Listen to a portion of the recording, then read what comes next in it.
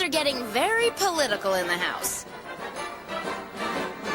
Pyramid smells like poo. A little bit ago, we dived into the pitch Bible for Camp Laszlo, where we discovered hidden stories in the characters, the plan, and the art of what Camp Laszlo was going to be before it was brought to the screen. And I wanted to do that again with another show. So looking into the internet, I've been able to find a bunch of different production and pitch Bibles that actually encapsulate all these famous shows we grew up loving in the 2000s, tracing back all from their first pitch document. And this is so cool because you never know what you'll find, whether it's new characters, cut ideas, or just the way the show was presented to the network that made it so successful. It's just all around interesting for different stories.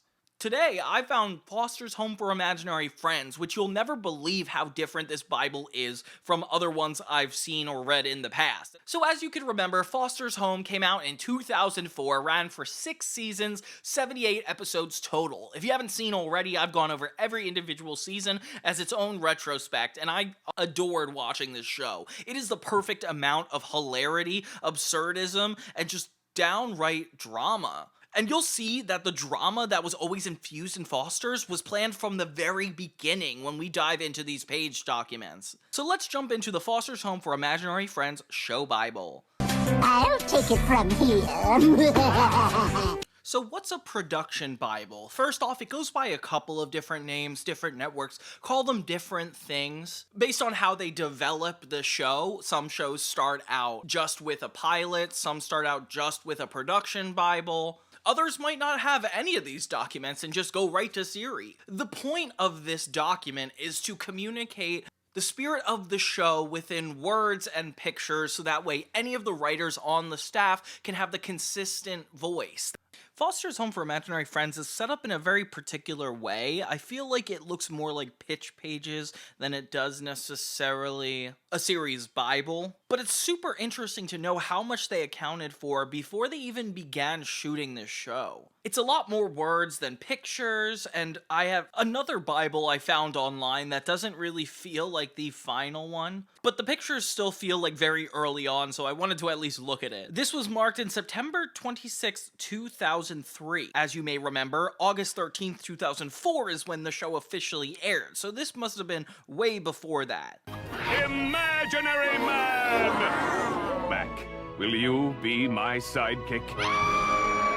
On the main page, we have written out, at one time or another, every child has had an imaginary friend. But have you ever wondered what happens when that child has outgrown their imaginary friend? Where do such unwanted imaginary friends go?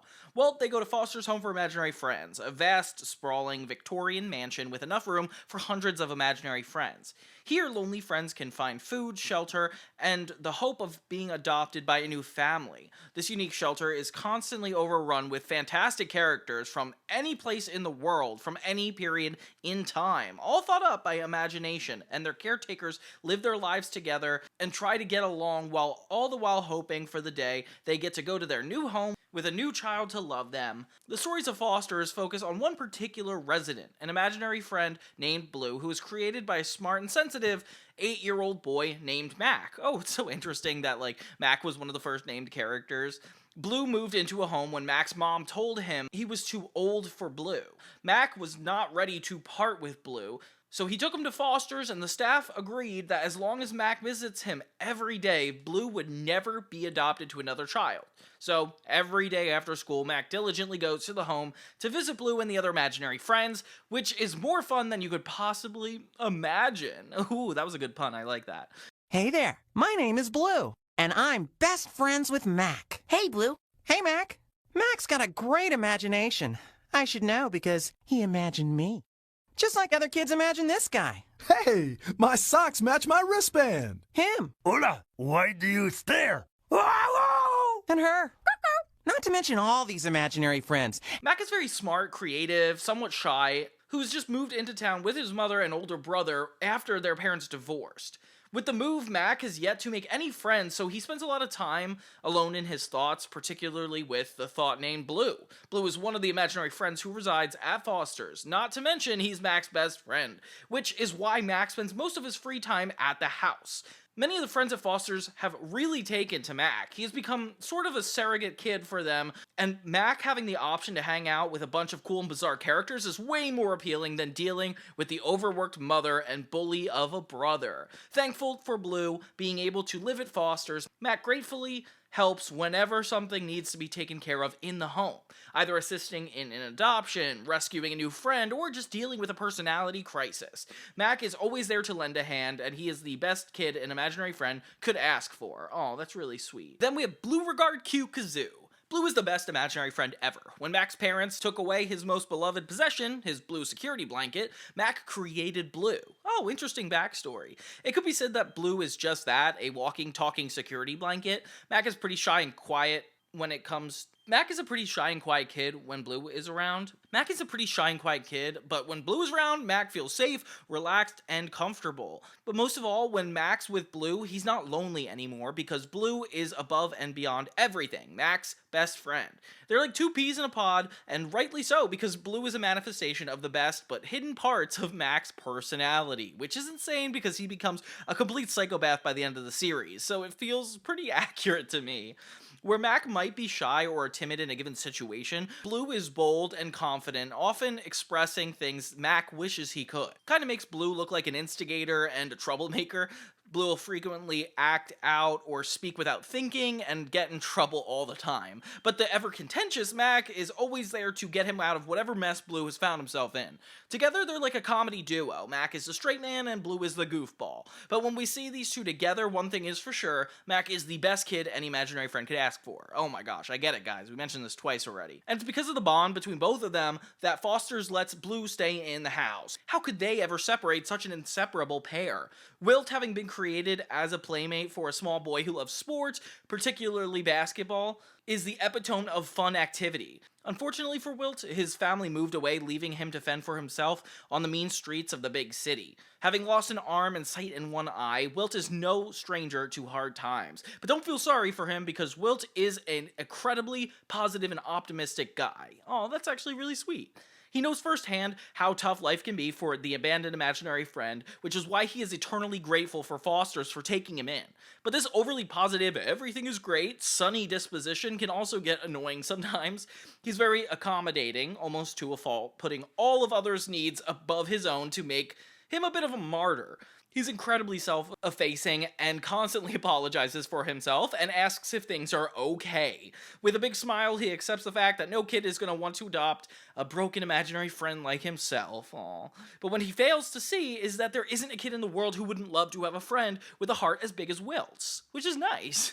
Then we have Eduardo. Meaning of the name Eduardo is the happy guardian, but perhaps the neurotic guardian in this case. Created by a little boy that grew up in a bad neighborhood, it was Eduardo's job to protect his child from danger. Eventually, the boy grew up and became a big man who could fend for himself, no longer needing Eduardo's protection. Realizing Eduardo's talents shouldn't go to waste, his creator turned him into foster so he could be a guardian for another child. But because he came from such a dangerous environment where trouble loomed every day around the corner, Eduardo developed an almost paranoid sense of doom all the time, which is very interesting. That totally is how he acts. I can't believe how spot on these backstories are. They definitely changed it a little bit when it came to finding Wilt, but in this instance, it's like super close. When he's afraid, watch out because Eduardo explodes into a panic attack of monstrous proportions. Unfortunately, everything makes him nervous. Loud noises, cars, falling leaves, children, especially children. Oh my god, they emphasize children. Whenever he is around a new child, his nerves get the best of him, and he loses it. After the terrified child has run far, far away, Eduardo is left sobbing because he wants nothing more than a new child to protect. Aw. He doesn't mean to scare people away, it's just his fear of rejection makes him so nervous, and that makes him fearful, and when he's afraid, he can't control himself, and then the vicious cycle begins again. Though he might look and act scary, Eduardo is by no means an actual monster. He's actually the sweetest, most sensitive imaginary friend ever. He just happens to be afraid of fear. Then we got Coco. After the accident, she was able to find food, shelter, and all in all, she was okay. But for a little girl trapped in a desert island, it was difficult to fight the loneliness. Solitude does funny things to the brain, and the ideas that sometimes spring forth can be quite interesting. And Coco is very interesting, to say the least. Acting as a companion is the key role for an imaginary friend, and Coco made the little girl's time on the island so much more tolerable. Because she was created by a kid who wasn't in the most clear mental state, Coco is, well, kind of cuckoo. Oh my god, they actually exactly acknowledge it. This is why the rescue team knew that Foster's was the only place for an imaginary friend as special as Coco. More like a pet than a person, she listfully goes through her day running around the house, laying colorful plastic eggs that contain special surprises, and chanting Coco. You get the sense that Coco is either very, very happy or just insane. But that's okay, because Coco lives completely in the moment, and that's more so where her character comes from. She couldn't care less if she's adopted or not. I don't even think she knows what adoption is. Oh, that's so funny they put it in there. But one thing is for sure, if she can make a life on a desolate desert island fun, then she must be onto something, whether she knows it or not. Oh, then we have Madame Foster. As the matriarch of the home, Madame Foster has nothing but pure, unyielding love for imaginary friends everywhere. She's awed by the innocent creativity of children and feels that their ideas should never go disregarded or ignored. All the imaginary friends hold her in the highest regard for giving them a second chance. She's lived in this old Victorian mansion her entire life, and as a child, she had her own imaginary friend, Mr. Harriman. When she was older and had her own family and moved away, she decided to sell the house. But when clearing out the attic for the movers, she rediscovered Mr. Harriman, who was waiting for her all these years. Aww. And so she opened up her heart and her home to the imaginary friends who may have been lost or forgotten. Aw, what a sweet backstory for her. Even though she's incredibly kind and unselfishly caring, she also can be silly and definitely childlike. You might think that old age has caused her to lose her mind, and it has. After years of experience, she realized that adult matters aren't important to her, and she was much happier as a child. So she conveniently and intentionally lost her mind and has been happy ever since. Oh, that's so real. Then we have Mr. Harriman. If it wasn't for Mr. Harriman, Foster's home would never have existed, and you can be sure that this is something Mr. Harriman will never let you forget. For it wasn't Madame Foster's imaginary friend since she was a little girl, it was he who waited for her in the attic after all those years. And it was he who inspired her to seek out other abandoned imaginary friends and give them a second chance. He is an imaginary friend from a bygone era. He's very proper and incredibly well-mannered. With a bit of a stuffed shirt, he expresses little to no emotion, and that sort of behavior is not conductive to a gentleman of his standard. Besides looking after all of Madame Foster's needs, Mr. Harriman oversees the daily operation of the house. This rigid taskmaster expects nothing but perfection from the staff and residents of Foster. He feels that imaginary friends must adhere to a strict set of rules, but he has zero tolerance for when said rules are disobeyed. So all the friends in the house have to be careful that they don't goof around too much or they'll get sent to Mr. Harriman's office. He's kind of like a principal of sorts. Then we have Frankie. What do you feed an imaginary friend? When and where do they sleep? Are they house trained? Do they bite? It's these and a million other stupid questions that Frankie gets hit with every day from families wanting to adopt an imaginary friend. And she's got all the answers, and then some. Frances, don't call her that or she'll deck you. Oh my god, they say that in this. Is Madame Foster's 22-year-old granddaughter, and she is the engine that keeps Foster's running. Cooking, cleaning, crises, not to mention adoptions. They're just some of the daily crap Frankie has to deal with. Oh my god, they say crap in here. Don't get me wrong, Frankie absolutely loves imaginary friends. As a child, she wanted nothing more, but her parents wouldn't let her have one. Now, she has more than she can handle. Kind of like the big sister or a babysitter, she is the prime and only caregiver at the home, and it is her job to make sure all the friends are well taken care of. Though it may sound like fun dealing with hundreds of friends with 1,000 different needs, having a stodgy rabbit tell you how to do your job or a grandma who's not always quite there can sometimes be the furthest thing from making this activity fun. But don't let Frankie's scowl fool you. Deep down, she knows what it's like to be a child without an imaginary friend. And if she could help a kid get something that she was never allowed to have, then she's gonna do darn well at it. Oh my god, that's actually really cool. Then we have Duchess. Oh, I'm not surprised they intended her to be a big main character. Typically, when a child creates an imaginary friend, it's created out of love. And in Duchess's case, things aren't different, except this was created out of money. There are certain rich, stuck-up, snotty kids who create a one-of-a-kind pedigree imaginary friend who have papers, pompous names, and are considered works of art. These friends are sold to none other than rich, stuck-up, snotty kids who are too uncreative and lazy to create a friend of their own. Her Royal Duchess Diamond Persnickety the First, Last, and Only is one of those friends. Oh my god, she has that full name here. The word friend in this case is used loosely. Duchess is more of an investment than a friend. So why would a valuable, one-of-a-kind, so-called work of art end up at Foster's? Simple. Duchess went out of style. Her value dropped, so her family dropped her off at Foster's and went to purchase an even rarer, more valuable friend. She makes life absolutely miserable for everybody in the house. Everybody, including herself. She wishes she was gone, but refuses to be adopted by a family that doesn't meet her objectively high standard. Saying she's high maintenance is putting it lightly. To be honest, Duchess is just a bad idea. Oh my god, Jesus, that's dark. Then we have Terrence. Terrence, with his mother always working late, Mac's 13-year-old brother has declared himself the man of the house, and man, what a pain he is. Rope burns, noogies, and wedgies are some of the fun bonding activities that Terrence and his little brother participate in. If you had the choice of spending your free time with a group of far-out fun figments of imagination, or an even more bizarre creature, the prepubescent, pimply-faced punk who sports a mullet. Oh my god, that's so funny, they put it in here. Which would you choose? I don't blame you, mullets are evil. The characters previously described are by no means the only residents of Foster's. The home is teeming with all sorts of different imaginary friends. These incidental characters go about their day behind the scenes while we focus on the events of our main characters' lives. This will give the world life, texture, and a sense of dimension, and a cast of friends. Now, included in this one is so interesting that they didn't have it in the Camp Laszlo pitch Bible we read, but I like it when they put out their episode premises just to kind of give us an idea of what kind of moments we're expecting to have from the series that's coming up. Like, for example, we have Dinner is Swerved, which already is one of the episodes in the first season. If you can't remember, don't forget I covered every single individual season on this channel for an hour each, and yeah, it's a lot of fun going through it, so please check that out. So Dinner is Swerved is written as such. It's evening at the Fosters, and it's time for Mac to head home, and Bloo to head downstairs for dinner. But the pair gets hopelessly lost trying to make their way to the bottom floor from the roof, and down to the dining room. Mr. Harriman has forced all the friends in the house to delay their dining until Bloo arrives, so Wilt, Eduardo, and Coco are sent to find their tardy roommates. Somehow Mac and Bloo have to make their way through the kooky house before Mac gets in trouble and Bloo starves to death.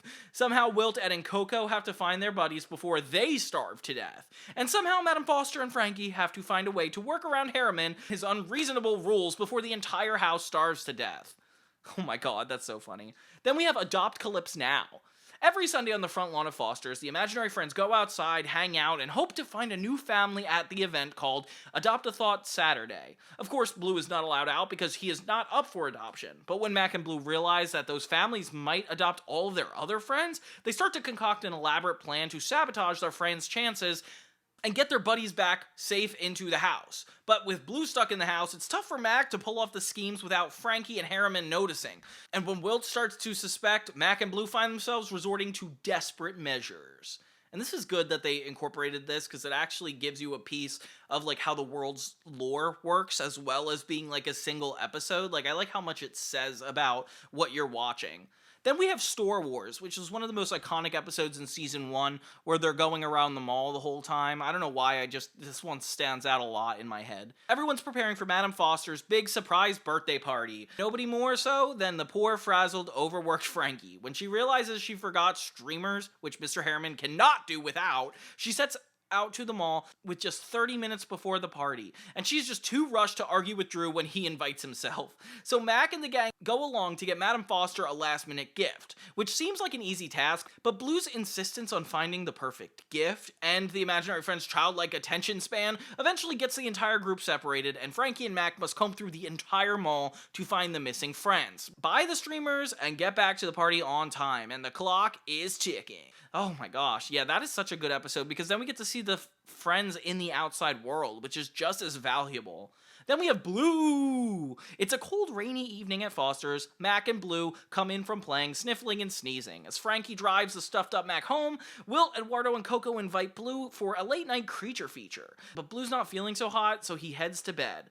At the end of the movie, Wilt, Ed, and Coco are terrified when they see a pale, moaning-like ghost figure roaming the halls and hear pounding on the doors and windows. They're all sent into a panic. The gang tries to get past their terror and protect the house from their assailants. They have no idea is poor, sick Bloo, pale and delirious from a fever, and Frankie, from Max, is terrified having locked herself out on a dark and stormy night.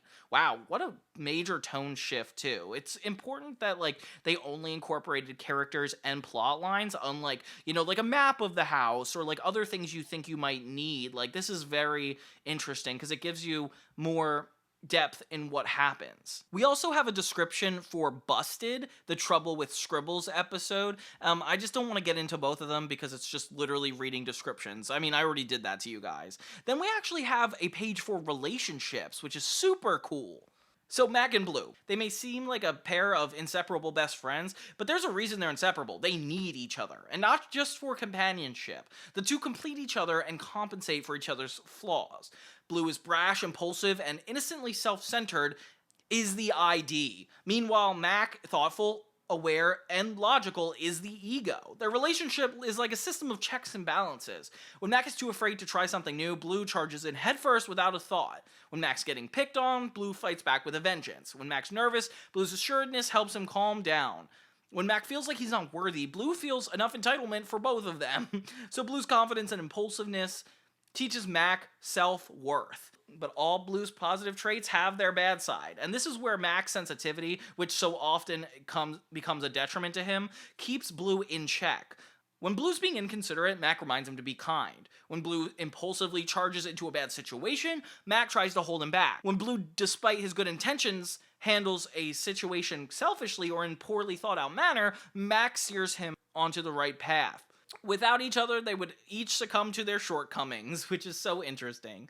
Then we have Mac, Bloo, and the Fosters gang. There's a reason Wilt, Coco, Eduardo have not been adopted. As lovable and fun as they are, they have some personality flaws that keep them from making good companions for a family. If you were to liken them to dogs in an animal shelter, you would say that Eduardo is an enormous guard dog, too timid and fear-aggressive to go home with a family. Coco's a high-strung stray mutt who has never socialized properly and would be too difficult to train to live in a new house with people. And of course, poor Wilt is simply a three-legged dog who is constantly overlooked because of his appearance, despite his gentle and helpful demeanor. Aww. These very flaws are what makes these friends so endearing to Mac. Lucky for them, Mac is sensitive and patient enough to cope with each of their problems. On a typical day when Mac and the gang are faced with a problem, here's what's likely to happen. Mac may be able to come up with a plan, but before he could put it into effect, Bloo will dive headfirst without thinking, Eduardo would be too frightened to move forward, so Coco would seemingly go to another world and do her own thing, and these extreme reactions usually make situations worse. Mac's only ally in the logic is Wilt, who is concerned for the well-being of others, that he can't help but cooperate. But oftentimes, Wilt's helpfulness gets in the way too. He can be so willing to sacrifice for others that he deprives himself needlessly, and he can be distracted with any simple task. So Mac expels much brainpower and effort to keep the gang together and focused. Lucky for us, Mac is talented at this and uses his friend's shortcomings to find a solution to the original problem, and more that other problems might arise. And the more problems that might arise. If harnessed correctly, Eduardo's fear and strength is invaluable. Wilt can be made to perform just as any task as somebody needs, and somehow, whenever random thing Coco is doing can always come in handy in the end, making Mac wonder if she'd really planned this all along. That's actually a really funny commentary. Bloo's role in all this tends to be able to get in the way. He either has a poorly thought out plan on his own, or his eagerness accidentally does things to bring out the worst in the other friends. But he feels like he was a good help when it's all over. He may make certain situations more difficult, but at least he's sure to make them a lot more fun, and funnier. Fosters is a 100% character-driven show. All the stories derive from the personalities of the characters. The only obligation to the concept is that we walk through the front door of the house. Once inside, anything can happen. Foster's has not been designed for a specific age demographic or gender. Like the Muppets or the Peanuts, the show's supposed to be for everybody. Along with Mac, we want the viewers to enter this strange, amazing, and fun world each week. As in Willy Wonka and the Chocolate Factory, Foster's Home for Imaginary Friends is a place that you should want to go. From a creative standpoint, everything and anything is possible. You just have to use your imagination. So that's the production Bible for Foster's Home. It was definitely different than a lot of pitch pages I've seen. I feel like it was a lot more text than I'm used to, but at least I found some really cool art online. Is there anything here that's a mystery to you? I know some people said Bloo wasn't intended to be such a rude character, but honestly, I'm definitely seeing that when I read this. And the differences that they messed with the origins of like Coco, for example, when they changed it for Good Wilt hunting, that was surprising too. And they changed the episode orders of the episodes they sampled in the pitch Bible, which is so interesting, especially since they took a whole year to actually delve into this information before they put out the show. But what do you guys think? Do you want me to cover any more shows? Thank you guys so much for watching and have a great day.